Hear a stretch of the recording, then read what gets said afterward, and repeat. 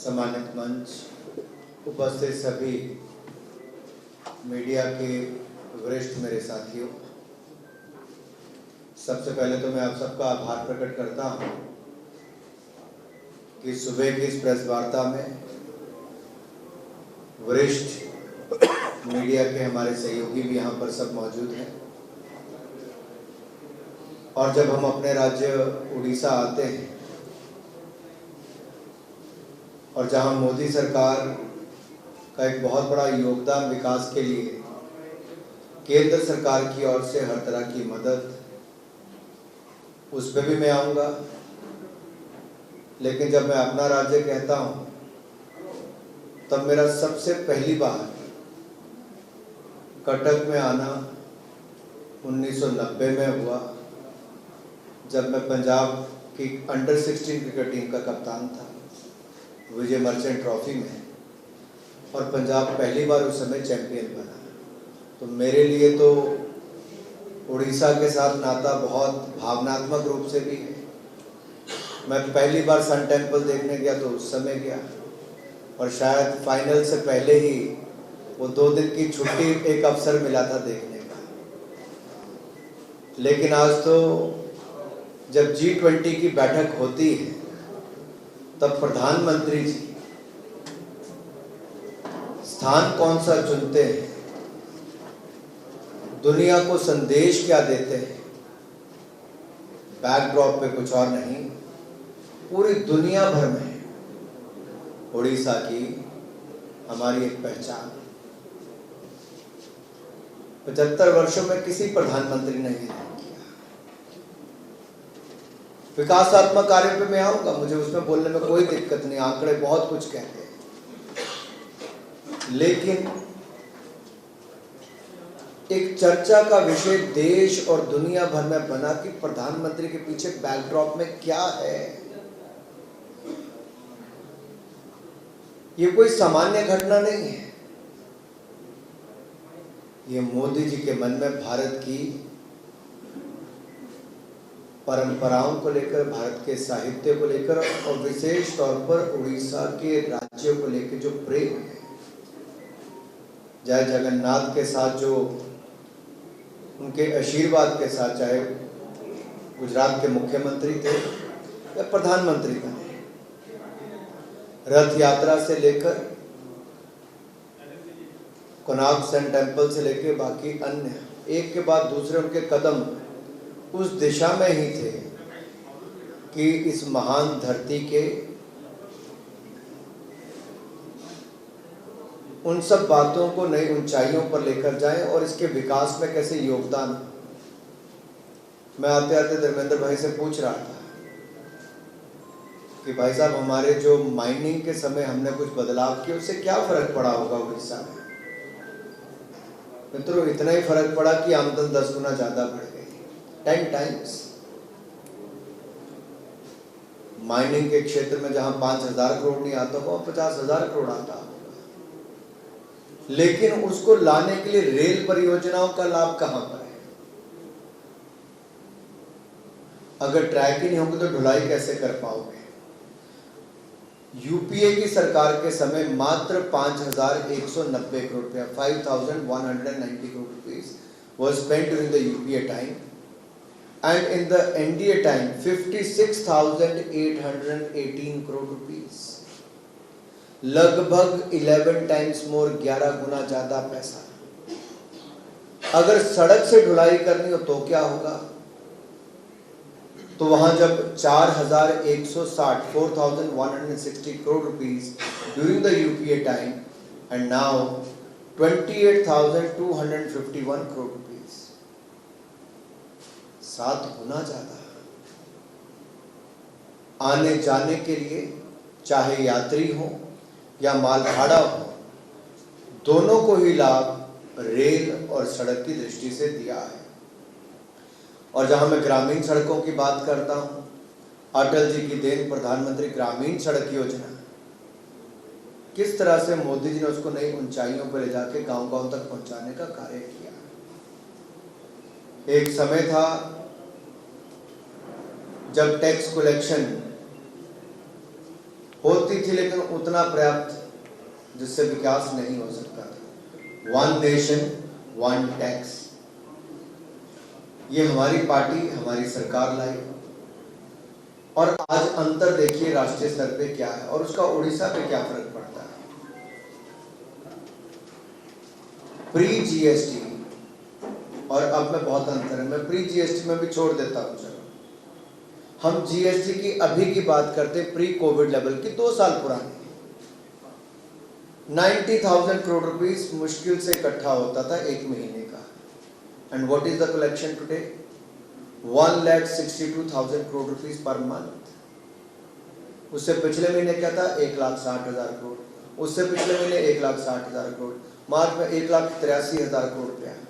On an average 1,60,000 crore rupees अगर आपकी collection होनी शुरू हुई तो उसका बहुत बड़ा लाभ मेरे राज्य उड़ीसा को मिला।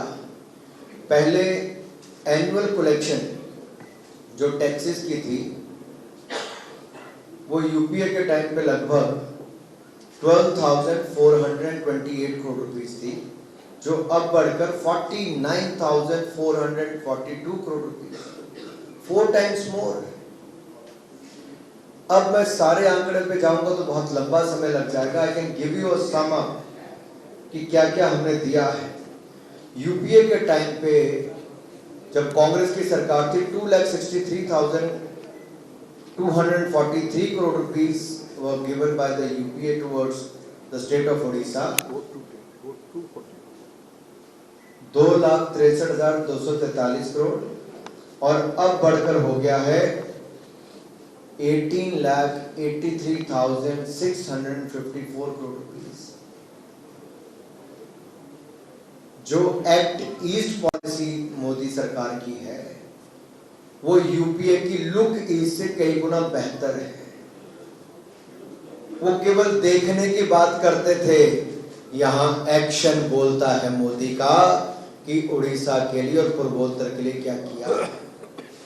और मैं एक निवेदन और करना चाहता हूं, जो पोर्ट्स को स्ट्रेंथन करने के लिए हमारे एक्सपोर्ट्स की बात हो, ट्रेड की बात हो, उसको एक बल मिल रहा है और इसका लाभ हमें भविष्य में कैसे मिलने वाला है, एक छोटा सा उदाहरण देता हूं। Well, G20 itself is a great success। अगर हम G20 की प्रेसिडेंसी की बात करें तो एक बंद हॉल में नहीं हुई वो, देश के सभी राज्य और यूनियन टेरिटरीज में 60 शहरों में 200 से ज्यादा मीटिंग हुई। आर्ट, कल्चर, ट्रेडिशन, इसको दुनिया भर को दिखाया गया। And world was amazed to look at the culture of India, the traditions of India. It's going to give boost to the tourism। और आप देखिए, केवल वही नहीं, भारत में निवेश को बहुत बल मिलने वाला है। रिकॉर्ड इन्वेस्टमेंट्स हमारी कोविड के समय भी आए, लेकिन अब ये जो इकोनॉमिक कॉरिडोर का रूपरेखा मोदी जी ने रखी है, इससे मेरे उड़ीसा को भी फर्क पड़ने वाला है, क्योंकि ये भारत से होकर अरब वर्ल्ड से होता हुआ ये यूरोप तक जाने वाला है। कितने देशों से सीधा हमारा ट्रेड बढ़ेगा। आने वाले समय में 40 to 50% ग्रोथ ट्रेड की हो सकती है। जैसे एक जमाने में सिल्क रूट होता था, अगले 1000 साल के लिए एक नया ट्रेड रूट इकोनॉमिक कॉरिडोर के रूप में नरेंद्र मोदी जी ने रखा है और दुनिया ने उसको माना है। धर्मेंद्र भाई सबसे लंबे समय तक रहने वाले पेट्रोलियम मंत्री हैं। बहुत सारे कदम इनके समय उठाए गए जो प्रधानमंत्री मोदी जी की सोच थी, वो धरातल पर उतारने का काम। जब मैं आज जाता हूं देश भर में और जब मैं युवा मोर्चा के अध्यक्ष के नाते जाता था तो क्या अंतर है उस समय। मैं आपको छोटा सा अंतर इसलिए बता रहा हूं क्योंकि कई बार समय बीतता है, पता नहीं चलता। मैं सुबह उस समय भी ट्रेन लेता था या गाड़ी से चलते थे तो देश भर में सड़क के किनारे, ट्रेन की पटरियों पर खुले में शौच करते लोग खेतों के किनारे पटरी पे मिलते होंगे। आज 12 करोड़ टॉयलेट बनाकर महिलाओं के जीवन में एक बहुत बड़ा बदलाव आया। महिलाओं की, बच्चों की मृत्यु भी कम हुई, गंदगी भी कम फैली, स्वास्थ्य लाभ भी हुआ, एक निर्णय के कारण। दूसरा, लकड़ी लेने के लिए, मैं पहाड़ी राज्य से आता हूँ, हिमाचल प्रदेश से, लकड़ी लेने के लिए कई घंटे समय लगता था, पानी लेने के लिए कई समय लगता था, खुले में शौच करने के लिए दूर जाना पड़ता था। आज लकड़ी नहीं, जो मोदी जी की सरकार में धर्मेंद्र भाई ने 9,60,00,000 बहनों को रसोई गैस के सिलेंडर मुफ्त में कनेक्शन दिलाए और कुल मिलाकर 18.5 करोड़ कनेक्शन मात्र 9 सालों में दिए हैं, जबकि 70 साल में 14 करोड़ कनेक्शन थे। ये दिखाता है भारत सरकार का काम करने का तरीका। उससे फर्क ये पड़ा कि महिलाओं के स्वास्थ्य लाभ भी हुआ। अब जब उड़ीसा की बात करते हैं तो यहाँ पर किसी भी सेक्टर की आप बात करें, केंद्र सरकार की ओर से कोई कमी नहीं छोड़ी गई। मेरा केवल एक अनुरोध राज्य की सरकार से रहेगा, क्योंकि इम्प्लीमेंटेशन की जिम्मेदारी राज्य की सरकारों की आती है, और हम आशा करते हैं और निवेदन भी करता हूँ, I would like to request the state government कि ये जो हमारा जल जीवन मिशन है, इससे महिलाओं के जीवन में एक बहुत बड़ा बदलाव आ सकता है। पानी लेने के लिए दूर नहीं जाना पड़ेगा, घर तक आएगा। बेहतर और जल्दी इम्प्लीमेंटेशन होगी तो हमें बहुत लाभ मिल सकता है। कल मैं देख रहा था पश्चिम बंगाल का, वहाँ पे उस राज्य में क्या हुआ, आवास योजना के जो पक्के मकान मिलने थे गरीब आदमी को, वो जो 58 लाख नई रिक्वेस्ट दी आवास प्लस योजना में, उसमें बंगाल वालों ने 17 लाख वो दे दिए जो 2 स्टोरी बिल्डिंग के मालिक हैं, 3 स्टोरी बिल्डिंग के मालिक हैं। जब ऑब्जेक्शन किया गया तब वो 17 लाख मकान निकाले गए। 20,000 करोड़ रुपया वैसे ही खा लेती पश्चिम बंगाल की सरकार के अंतर्गत, कोई भी नीचे वाले लोग उसको खा जाते हैं। तो मेरा कहने का मतलब यहाँ पर है कि कोई भी योजना केंद्र सरकार की है वो गरीबों के कल्याण के लिए है, और गरीबों के कल्याण में महिला कल्याण सबसे आगे मोदी जी का दिखा है। शौचालय, रसोई गैस का सिलेंडर, पक्का मकान, जल जीवन मिशन, स्वास्थ्य लाभ, ये सारे महिला कल्याण, और साथ ही में अब महिला नेतृत्व विकास, from women empowerment to women led empowerment by passing the Nari Shakti Vandan Bill. Modi government has delivered 33% reservation to the women in the parliament and in the assemblies, and I am sure we are going to see a large representation in the coming years from across the country in the parliament and in the Vidhan Sabhas. देखिए, मुझे justify करने की जरूरत नहीं है। अगर किसी ने गलत किया है तो उसके ऊपर जांच एजेंसियां काम करती हैं, और ये कहीं नहीं लिखा कि आपके पास अगर गलत तरीके से पैसा आया होगा, आपत्तिजनक कोई कार्य होगा, तो उसके ऊपर कोई जांच एजेंसी कार्रवाई नहीं कर सकती। जांच एजेंसियां स्वतंत्रता हैं, वो अपनी कार्रवाई नियमों को देखकर करती है। देखिए, मैं इतना ही कहूँगा, भारतीय जनता पार्टी के नेता से लेकर कार्यकर्ताओं तक गरीब कल्याण के लिए पूरी तरह समर्पित है, चाहे विधानसभा हो या लोकसभा हो या राज्यसभा हो, कोई भी सदन होगा, हम लोग वहाँ जनता से जुड़ी हुई बातों को उठाते हैं और उठाते रहेंगे जो जनता के हित में है। और जहाँ सत्ता में है वहाँ गरीब कल्याणकारी योजनाओं को लाकर गरीबों के जीवन में एक बड़ा बदलाव ला रहे हैं। और यही कारण है कि आज 18.5 करोड़ गरीब गरीबी रेखा से पहली बार बाहर आए, तो 70 साल में कोई सरकार नहीं कर पाई जो मोदी जी के 9 वर्षों की मेहनत के कारण हो पाए। ये बड़ा बदलाव है। इसलिए मोदी जी ने कभी किसी को ना एंटी इंडिया कहा, ना एंटी पीपल कहा, ना एंटी गवर्नमेंट कोई हो सकता है, लेकिन जनता के खिलाफ कोई नहीं हो सकता है। बहुत अच्छा सवाल है आपका, और मैं सबकी जानकारी के लिए बताता हूँ। जैसे मान लीजिए पश्चिम बंगाल का आपने उदाहरण दिया। अब पश्चिम बंगाल में मनरेगा योजना के अंतर्गत Mahatma Gandhi national rural employment guarantee scheme, इसके अंतर्गत जो भारत सरकार के द्वारा पैसा दिया गया उसमें कोई कमी नहीं है। और जो कितने में 5-6 खाते नेशनल रूरल लाइवलीहुड मिशन से लेकर प्रधानमंत्री आवास योजना, ये 4-5 चीज़ों पर पश्चिम बंगाल की सरकार ने विषय उठाया। हमने आंकड़े देकर बताया कि यूपीए की सरकार के समय 50,000 करोड़ मिला था, हमारी सरकार के समय 2 लाख करोड़ से ज़्यादा मिला है।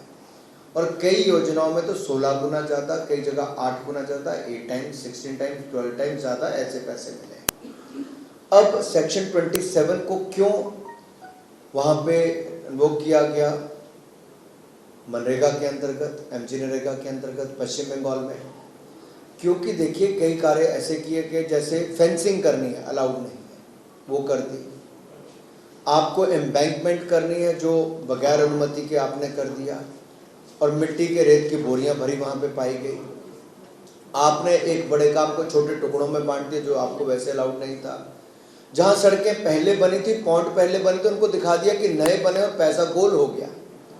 तब केंद्र की सरकार की जो टीम गई, उन्होंने एक नोटिस दिया उनको और उसके ऊपर एक्शन टेकन रिपोर्ट देने के लिए कहा। पश्चिम बंगाल की सरकार ने एक्शन टेकन रिपोर्ट तो कुछ नहीं, लेकिन एक वापस जवाब दिया कि इस पे ये करना चाहिए। तो भारत सरकार ने फिर लिखा कि ये करना, कहना नहीं, करना चाहिए और दंडात्मक कार्रवाई कीजिए, पीनल एक्शन लीजिए। बट ममता बनर्जी जी की सरकार ने पीनल एक्शन लेना तो दूर, एक भ्रष्ट सांसद को, जिनके ऊपर गंभीर भ्रष्टाचार के आरोप लगे हैं, ईडी की जांच चल रही है, उनकी अध्यक्षता में अपने नेताओं को भेजा दिल्ली। और किसको बचाने के लिए? जिन लोगों ने गरीबों के मकान और गरीबों की दिहाड़ी का पैसा दोनों खा गए। राज्य की सरकार ने उनसे पैसा वापस जमा कराने की बजाय अपने राज्य के खजाने में से पैसा जमा करा दिया कुछ हद तक। क्या ऐसा हो सकता है? करप्ट लोग पैसा खा गए, अधिकारी खा गए, नेता खा गए, उनसे पैसा नहीं लिया ममता जी की सरकार ने। उल्टा जो जनता का पैसा खजाने में जमा था वो जाके कुछ जमा करा दिया। इसलिए भारत सरकार को कदम उठाना पड़ा कि अगर आप दोषियों के खिलाफ कड़ी कार्रवाई नहीं करोगे, तब तक आपके एमजी नरेगा के पैसे पे ब्रेक लगेगी। सारी योजनाओं में बहुत सारा पैसा मोदी जी की सरकार ने दिया, कहीं कोई कमी नहीं छोड़ी। मेरे पहाड़ी राज्य में 17,000 फीट की हाइट पे भी पानी पहुंच गया है जल जीवन मिशन का, लेकिन पश्चिम बंगाल में अभी तक एक जिला में भी 100% 100% वाटर के कनेक्शन नहीं लग पाए। क्यों? अगर राज्य की सरकारों को इंप्लीमेंट करना है तो क्यों फेल हो रहे? अगर प्रदेश सरकार को पैसा केंद्र देता तो क्यों फेल हो रहे? जहां तक आपने उड़ीसा की बात कही, अगर यहां पर भी नोटिस दिया गया है तो या तो इन्होंने इसका जवाब दिया होगा या उस पर कार्रवाई की होगी। अगर नहीं की होगी तो उसके खिलाफ भी वैसे ही वापस नोटिस जाएगा, एग्जामिनेशन होगा और कार्रवाई की ओर आगे बढ़ेंगे। ये जो आपने कहा सेंसस की बात कही, इसके ऊपर मैं इतना ही कहूँगा, अभी कल रिपोर्ट आई, रिपोर्ट का आधार क्या है, क्या उसके विस्तार में जब तक पढ़ोगे नहीं तब तक टिप्पणी करना उचित भी नहीं है। इसलिए इसको अच्छी तरह से पढ़ेंगे भी और विस्तृत एक प्रेस ब्रीफिंग भी करेंगे ताकि अपना पक्ष भी वहाँ पे रख सकें। कि एक तो प्रेस कॉन्फ्रेंस में तय नहीं होता कि क्या करना है, पहली बात ये है। दूसरी, मैं कहता हूँ कि भारतीय जनता पार्टी वो राजनीतिक दल है जो कार्यकर्ताओं के दम पर चुनाव लड़ती भी है, जीतती भी है, और आज दुनिया का सबसे बड़ा राजनीतिक दल है। और दुनिया का सबसे लोकप्रिय नेता अगर किसी पार्टी के पास है तो प्रधानमंत्री नरेंद्र मोदी 78% पॉपुलैरिटी ग्राफ के साथ न केवल देश बल्कि दुनिया के सबसे लोकप्रिय नेता है। जहां तक चुनाव की बात है, भारतीय जनता पार्टी हर चुनाव दम खम से लड़ती है और अच्छे नतीजे भी उसके हमने पूर्व में देखे हैं और आप भविष्य में भी देखोगे चुनाव पूरे दमखम के साथ लड़ेंगे और अच्छे नतीजे भी आएंगे। देखिए, पहले तो आपका धन्यवाद। आपने कहा कि नारी शक्ति वंदन बिल, जिसके माध्यम से 33% आरक्षण महिलाओं को मिलेगा, आपने उसका स्वागत किया, मैं आपका धन्यवाद करता हूँ। दूसरा, आपने चिंता जताई कि कब लागू होगा। डिलिमिटेशन कमीशन और सेंसस, ये दो काम होने जरूरी हैं जिसके आधार पर ये होगा। तो सेंसस होने वाला है, उस पर एक रोक लगी हुई थी, वो अभी हो जाएगा। कोविड के चलते 2021 में नहीं हो पाया। जैसे ही लोकसभा के चुनाव खत्म होंगे वैसे ही सेंसस की प्रक्रिया भी शुरू होगी और डिलिमिटेशन कमीशन भी बैठेगा। और जब वो बैठेगा तो फिर संख्या के आधार पर उनके क्राइटेरिया होता है, उसके आधार पर वो लेंगे, ताकि किसी राजनीतिक दल को ये कहने का मौका ना मिले कि इस सीट को आपने आरक्षित कर दिया है, उस सीट को आरक्षित कर दिया। बहुत सारी जगह राज्यों में ये आरोप लगते हैं कि किसी एक सीट को रिजर्व कर दिया जाता है, किसी नगर पालिका जिला परिषद को भी पोस्ट के हिसाब से वैसे रिजर्व। तो हम नहीं चाहते कि हमारे ऊपर कोई आरोप लगाए, बिल्कुल निष्पक्ष इस पे सेंसस के बाद डिलिमिटेशन कमीशन अपना काम करे और महिला आरक्षण बिल को जल्द से जल्द लागू करे। मैंने पहले इसका उत्तर दे दिया। अभी तो जो आ रहा है एक राज्य में उसमें क्या आ रहा है उसको हम अध्ययन करके फिर उस पर अपनी टिप्पणी देंगे। लेकिन इतना तो स्पष्ट हो गया देश में कि मोदी जी के काम का जवाब किसी के पास नहीं, मोदी जी के नेतृत्व का जवाब किसी के पास नहीं, मोदी जैसी दूरदृष्टि और विजन किसी के पास नहीं। और जो गरीब कल्याणकारी योजना मोदी जी ने चलाई, अब सबको लगता है कि मोदी जी जो कहते हैं वो करते हैं। सबका साथ, सबका विकास, सबका विश्वास और सबका प्रयास। और मैं उड़ीसा में बैठकर अपने राज्य में कह रहा हूँ, धर्मेंद्र भाई के साथ बैठ के कह रहा हूँ, अध्यक्ष जी के साथ बैठ के कह रहा हूँ, हमने कहीं भेदभाव नहीं किया। आंकड़े बताते हैं कि उड़ीसा को यूपीए के मुकाबले कई गुना ज्यादा पैसा मोदी सरकार ने दिया, विकास करने में भरपूर सहयोग दिया। और पूर्व के राज्यों को जब तक विकास नहीं करेंगे तब तक भारत माँ का विकास या पूरे भारत का संपूर्ण विकास नहीं हो सकता। इसको सही मायने में चरितार्थ करने का काम प्रधानमंत्री मोदी ने किया है, कहा ही नहीं करके दिया। आंकड़े बताते हैं।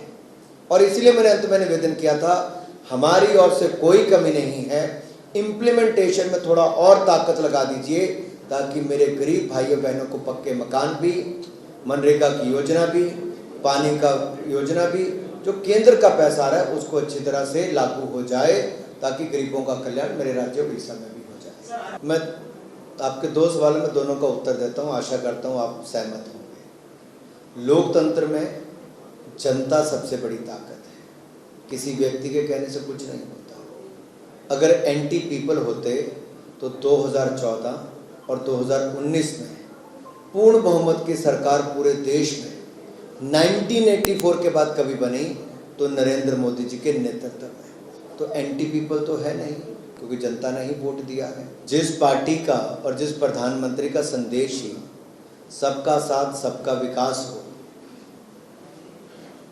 वो तो एंटी नहीं हो सकता। दूसरी बात मैं आपको आंकड़े देके बता रहा हूँ, 4 करोड़ पक्के मकान बने, 12 करोड़ टॉयलेट्स बने, 13 करोड़ घरों को नल से जल दिया गया, 9 करोड़ 60 लाख बहनों को रसोई गैस के सिलेंडर मुफ्त में कनेक्शन मिला, 60 करोड़ लोगों को 5 लाख का इलाज आयुष्मान भारत योजना में मिला, 220 करोड़ वैक्सीन मुफ्त में लगी, 80 करोड़ लोगों को 2.5 साल तक मुफ्त में राशन मिला।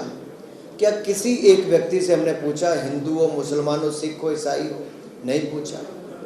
जिसका हक था उसको दिया और सबका साथ सबका विकास किया। We are pro people and pro poor government, and 1% saying it doesn't mean anything to us. It is the people of the country who believe in Modi, who believe in the policies of Modi, and he has proved by doing it for the welfare of the people. And at the same time, when he talked about reform, perform and transform, he has shaped the country by bringing in reforms.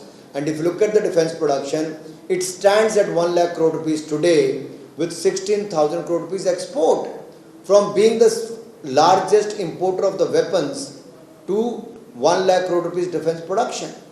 At the same time, if you look at the space sector, we were nowhere.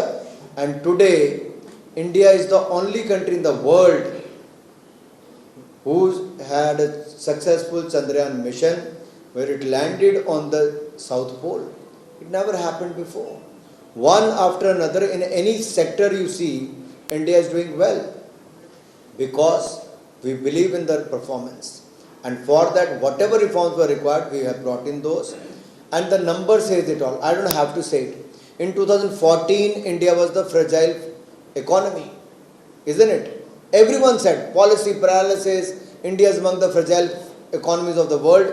Today, India is among the first 5 economies of the world and known for the strong decisions India is making. That clearly shows the decision making of the government. Anyone saying it doesn't make any difference, whether a chief minister or common man.